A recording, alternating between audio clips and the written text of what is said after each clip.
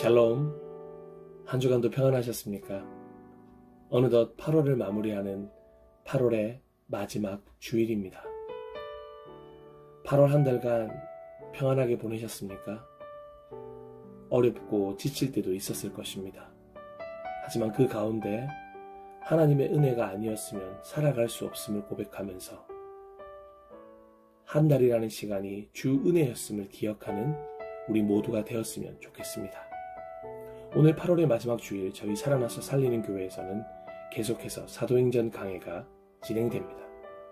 오늘은 사도행전 26장 29절을 본문으로 하여 종교가 기독교? 아니면 그리스도인? 피트, 세 가지 꿀팁이라는 제목으로 함께 강해를 진행해 보고자 합니다. 먼저 준비된 본문을 함께 읽어보도록 하겠습니다. 바울이 이르되 말이 적으나 많으나 당신뿐만 아니라 오늘 내 말을 듣는 모든 사람도 다 이렇게 결박된 것 외에는 나와 같이 되기를 하나님께 원하나이다 하니라. 아멘. 예전에는 학교에서 새 학기가 되면 학생들의 가족관계를 포함하여 여러 가지 사항에 대해서 조사를 했었습니다. 집은 자가인지, 차는 소유하고 있는지 등등. 지금은 묻지 않아야 할 그런 질문들을 예전에는 아무렇지 않게 학생들 앞에서 물었던 적이 있었습니다. 그리고 개인의 종교에 대해서도 질문했던 기억이 있습니다. 보통 절, 성당, 교회, 무교 정도로 나뉘어졌었습니다. 그런데 오랜 시간이 흘렀음에도 불구하고 그때 했던 종교에 대한 질문이 상당히 인상적이어서 아직도 기억에 남아 있습니다. 당신의 종교는 무엇입니까? 라는 질문이 일반적일 것 같지만 의외로 당신은 어떤 종교를 믿습니까? 라고 질문하는 경우가 많았기 때문입니다. 혹시 지금 예배를 드리고 있는 여러분의 종교는 무엇입니까? 아마 많은 분들이 이런 질문을 받으시면 기독교나 개신교라고 대답하실 것입니다. 그렇다면 한 가지 질문을 더 드려보겠습니다. 여러분은 어떤 종교를 믿습니까? 이 질문에 대한 답을 통해 우리는 나의 현재에 대한 미묘한 차이를 발견할 수 있습니다. 어떤 분들은 첫 질문에 대한 답과 동일하게 기독교나 개신교라고 말씀하실 것이고, 어떤 분들은 두 번째 질문에 대해서 불편한 마음이 느껴지는 동시에 종교를 믿는 것이 아니라 하나님을 믿습니다 라고 대답하시는 분들도 있으실 것입니다. 오늘은 이 두 가지 대답을 기초로 하여 사도행전 26장 강해를 진행해 보도록 하겠습니다. 아마 사도행전 26장 강해가 끝날 때에는 나의 현재에 대한 미묘한 차이가 무엇인지 발견하게 되실 것이고, 분명히 이 두 가지 대답의 차이를 알게 되실 것이라 확신합니다. 그리고 그 확신을 위해 세 가지 꿀팁도 함께 나누도록 하겠습니다. 베스도 총독과 아그리빠 2세, 그리고 버니게 또한 많은 인파들 앞에 다시 바울이 서게 됩니다. 베스도는 자신이 찾지 못한 죄목을 아그리빠에게 찾게 만들기 위해 다시 재판을 열게 된 것입니다. 황제에게 올릴 상소문에 바울의 죄목을 적어야 하는데 무죄였던 바울에게서는 도무지 죄목을 찾을 수 없었기 때문입니다.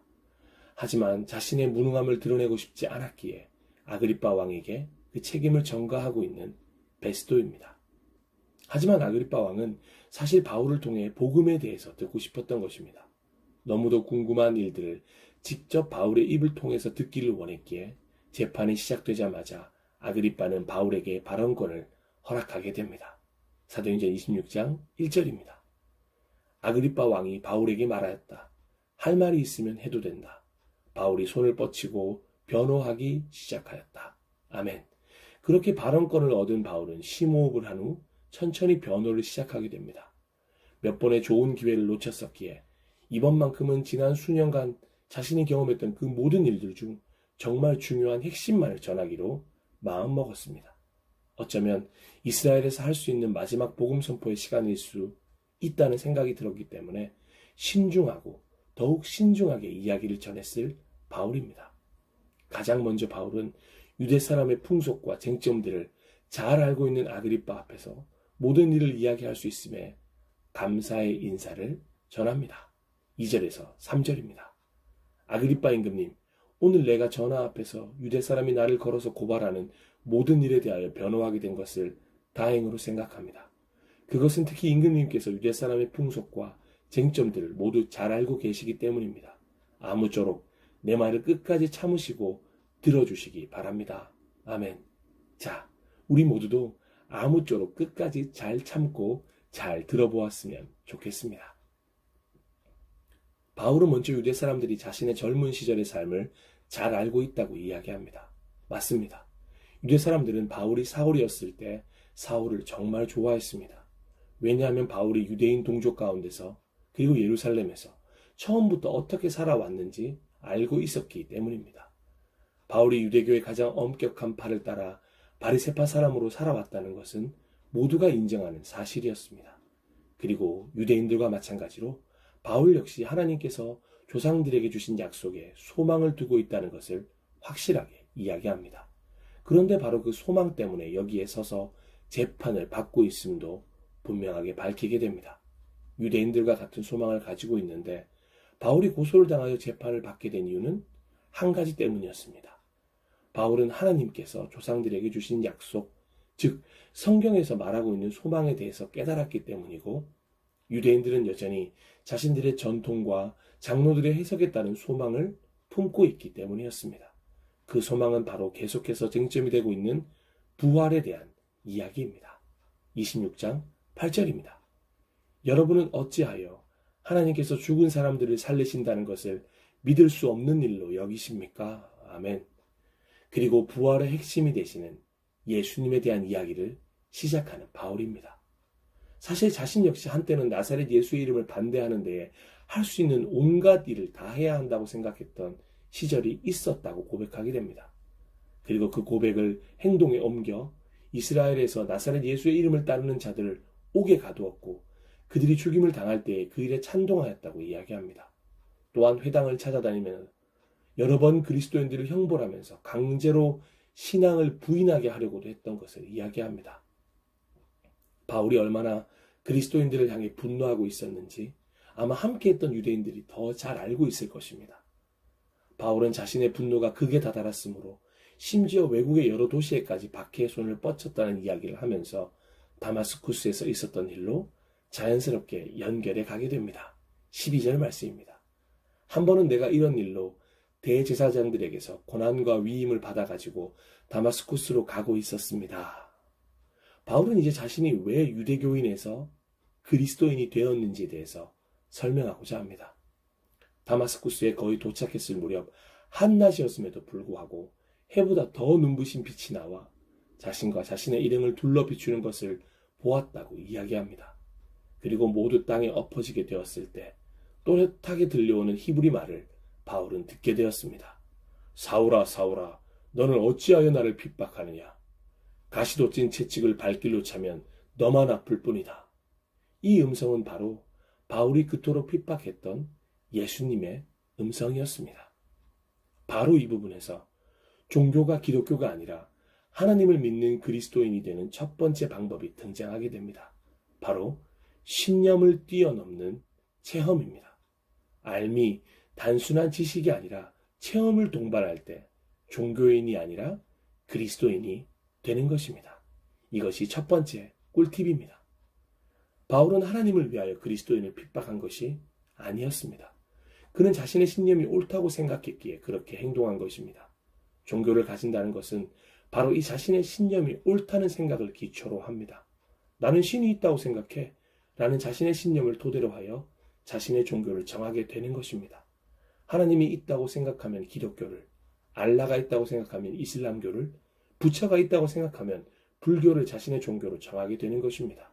물론 나는 신이 없다고 생각해 라고 말하며 무교를 선택하기도 합니다. 그래서 종교인의 모든 결정은 자신으로부터 시작됩니다. 그러니 사실 종교인에게는 자신의 종교가 기독교, 이슬람교, 불교 등등이라고 이야기는 하지만 모두가 무교인 것입니다. 그저 자기라는 신을 믿는 것뿐입니다. 그 자신을 신봉했던 대표주자가 바로 바울이었습니다.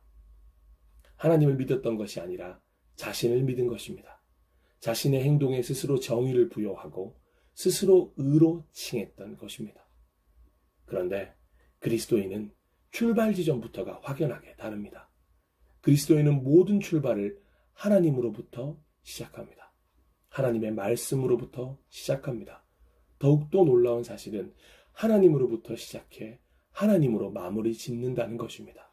하나님의 영광을 위해 시작되고 하나님의 은혜로 마무리되는 존재들이 바로 그리스도인입니다. 그래서 그리스도인들에게 하나님은 그저 하나님이 아니라 체험으로 인하여 관계하게 되는 나의 하나님입니다. 그래서 언제나 우리는 이 사실을 기억해야 하는 것입니다. 요한일서 4장 19절 말씀입니다. 우리가 사랑하는 것은 하나님이 우리를 먼저 사랑하셨기 때문입니다. 아멘. 우리가 그리스도인이 되고자 선택한 것이 아닙니다. 하나님이 우리를 그리스도인이 되도록 불러주셨습니다. 그리고 그리스도인이 될 수 있는 은혜를 허락해 주셨습니다. 그리스도인의 신비가 여기 있습니다. 내가 나의 신념을 믿는 것처럼 하나님을 내가 믿는 것 같아 보이지만 결코 그렇지 않습니다. 아무리 내가 믿고자 해도 하나님이 허락해 주지 않으면 도무지 믿음이 생기지가 않습니다. 왜냐하면 믿음은 하나님이 주시는 선물이기 때문입니다. 믿음은 나로부터 시작되지 않습니다. 믿음은 하나님으로부터 시작됩니다.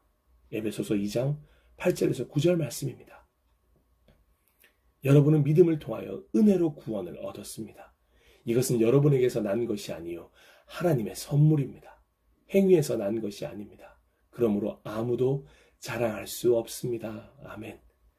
자신의 신념을 의지해 다마스쿠스로 가고 있던 바울을 지금 예수님이 만나주셨습니다.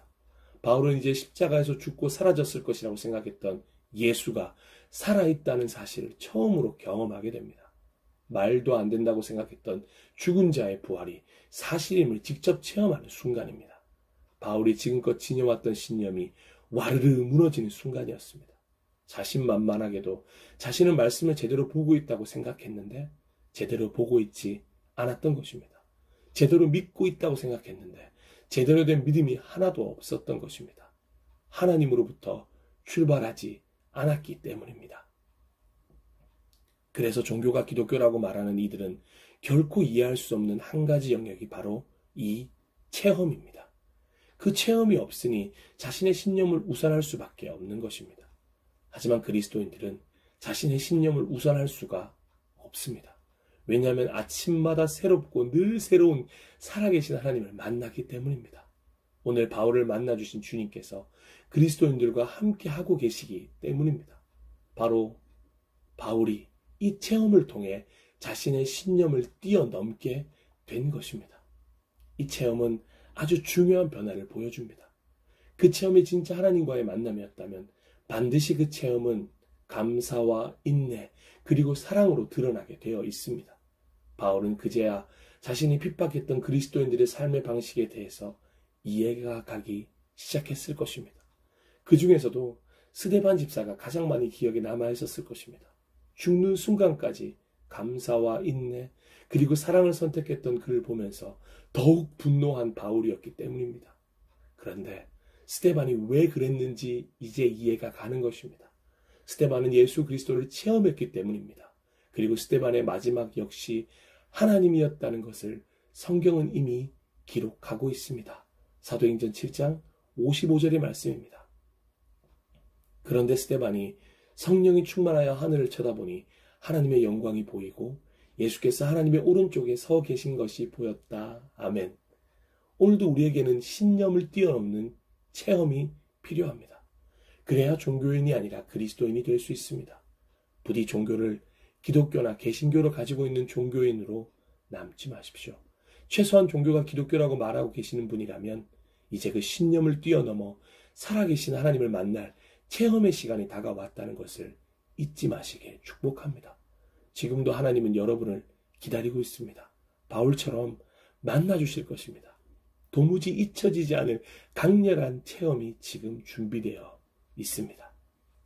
그리고 이어서 종교가 기독교가 아니라 하나님을 믿는 그리스도인이 되는 두 번째 방법이 등장하게 됩니다. 바로 소명을 받게 되어 사명을 받는 것입니다. 하나님으로부터 삶의 목적을 부여받게 되는 것입니다. 삶의 목적도 없이 자신의 신념에 옳은 대로 행동하던 바울에게 분명한 사명을 허락하시는 주님이십니다. 이것이 두 번째 꿀팁입니다. 사도행전 26장 15절에서 18절 말씀을 천천히 함께 읽어보도록 하겠습니다. 그래서 내가 주님 누구십니까? 하고 물었더니 주님께서 나는 내가 핍박하는 예수이다. 자, 일어나서 발을 딛고 서라. 내가 내게 나타난 목적은 너를 일꾼으로 삼아서 내가 나를 본 것과 내가 장차 내게 보여줄 일에 증인이 되게 하려는 것이다. 나는 이 백성과 이방 사람들 가운데서 너를 건져내어 이방 사람들에게로 보낸다. 이것은 그들의 눈을 열어주어서 그들이 어둠에서 빛으로 돌아서고 사탄의 세력에서 하나님께로 돌아오게 하며 또 그들이 죄사함을 받아서 나에 대한 믿음으로 거룩하게 된 사람들 가운데 들게 하려는 것이다 하고 말씀하셨습니다. 아멘.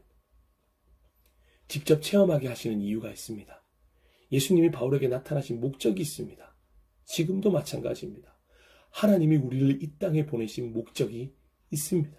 그리고 하나님이 오늘 우리를 만나주시는 목적이 있습니다.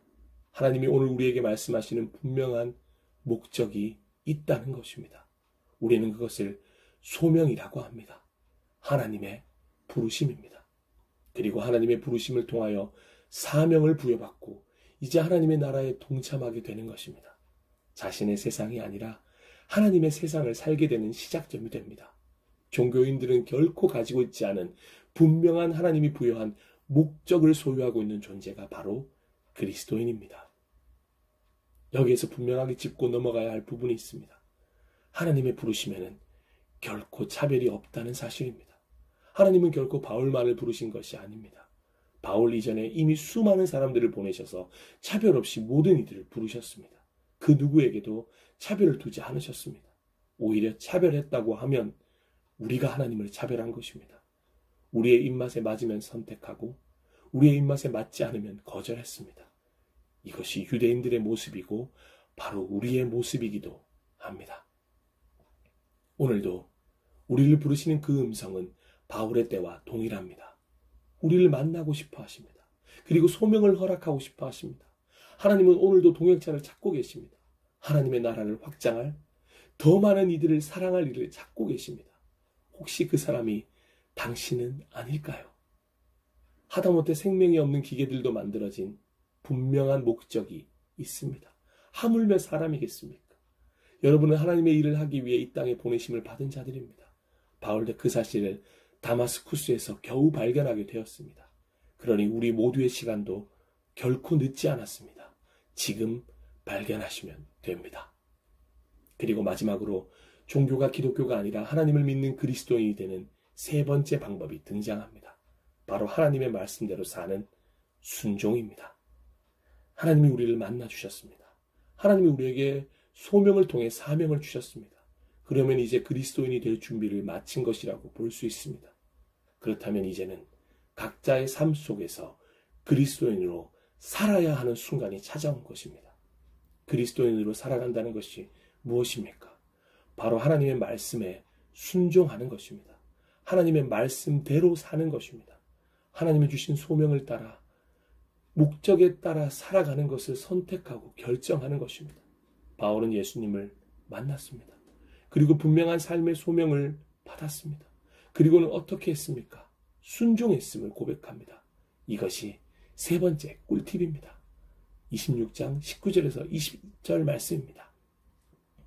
그러므로 아그리빠 임금님, 나는 하늘로부터 받은 환상을 거역하지 않고 먼저 다마스쿠스와 예루살렘에 있는 사람들에게, 다음으로 온 유대지방 사람들에게, 나아가서는 이방 사람들에게 회개하고 하나님께로 돌아와서 회개에 합당한 일을 하라고 전하였습니다. 아멘. 바울은 거역하지 않았습니다. 바울과 함께 했던 사람들이 이런 바울을 바라보면서 얼마나 큰 배신감이 느껴졌을지 상상이 갑니다. 갑자기 180도 다른 사람이 되었습니다. 핍박하던 예수를 믿는 사람이 되었습니다. 이제는 그 예수를 믿으라고까지 이야기하는 것입니다. 그래서 바울을 죽이려고 한 것이고 바울을 그토록 열렬히 고발하고 있는 것입니다. 하지만 그런 고난과 두려움 속에서도 주님을 체험하고 소명을 받고 순종하는 바울은 이제는 죽음까지도 개의치 않고 멈추어설 마음이 없습니다. 그래서 계속해서 복음을 선포하는 것입니다. 22절에서 23절입니다.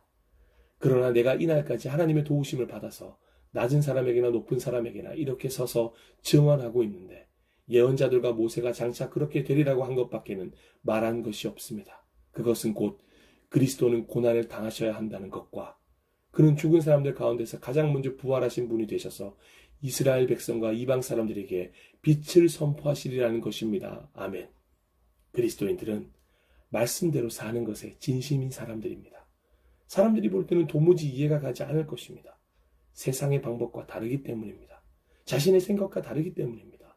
그래서 박수를 쳐주는 것이 아니라 시기하고 질투합니다. 왠지 그리스도인들만 튀는 행동을 하는 것 아니냐고 비아냥거릴 것입니다. 하지만 그럼에도 불구하고 말씀대로 사는 것입니다. 다시 한번 분명히 말씀드릴 수 있는 것은 그리스도인의 순종의 삶은 감사와 인내 그리고 사랑으로 드러나게 되어 있습니다. 로마서 5장 3절에서 4절 말씀을 함께 나누겠습니다. 다만 이뿐 아니라 우리가 환난 중에도 즐거워하나니 이는 환난은 인내를, 인내는 연단을, 연단은 소망을 이루는 줄 알미로다. 아멘.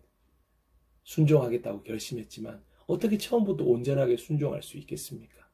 순종하려고 했지만 실패하기도 하고 실수하기도 합니다. 때로는 순종을 통해 차별을 경험하기도 하고 억울한 일도 당할 것입니다. 하지만 순종하려는 자들을 하나님께서 도우십니다. 그러니 하나님의 도우심을 의지하고 더욱 말씀대로 살고자 결심한 것이 마땅한 것입니다.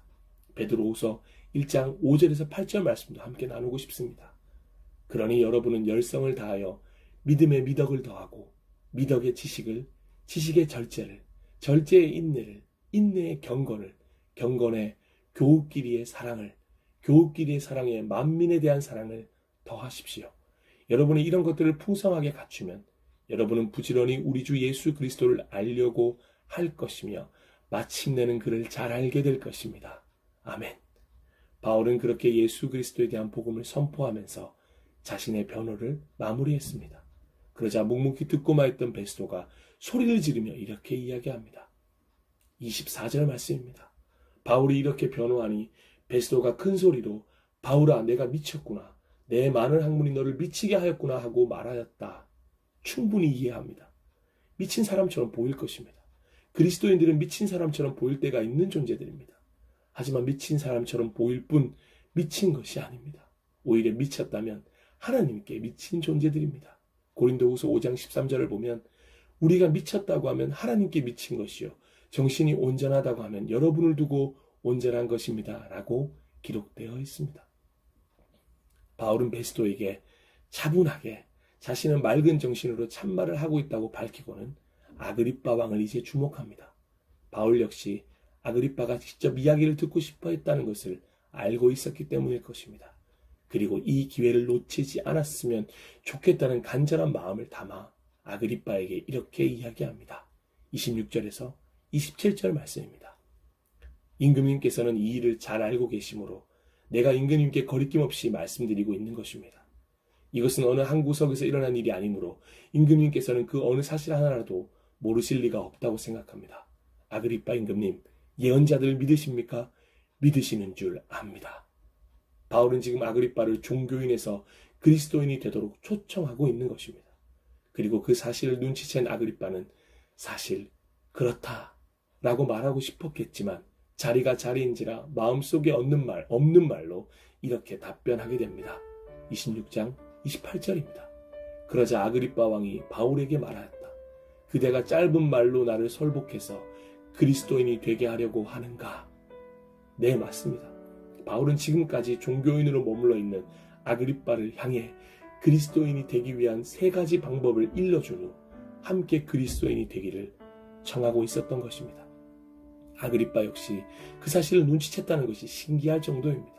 아마 바울은 아그리빠의 말을 듣고 미소를 지었을지도 모르겠습니다. 그리고 오늘 제가 여러분들에게 드리고 싶은 그 말, 모든 그리스도인들이 종교가 기독교인 분들에게 드리고 싶은 그 말, 그리고 아직은 종교조차 기독교가 아닌 모든 분들이 들어야 할 말을 바울이 하게 됩니다. 오늘 본문이었던 26장 29절을 함께 보도록 하겠습니다. 바울이 대답하였다. 짧거나 길거나 간에 나는 임금님뿐만 아니라 오늘 내 말을 듣고 있는 모든 사람이 이렇게 결박을 당한 것 외에는 꼭 나와 같이 되기를 하나님께 빕니다. 아멘.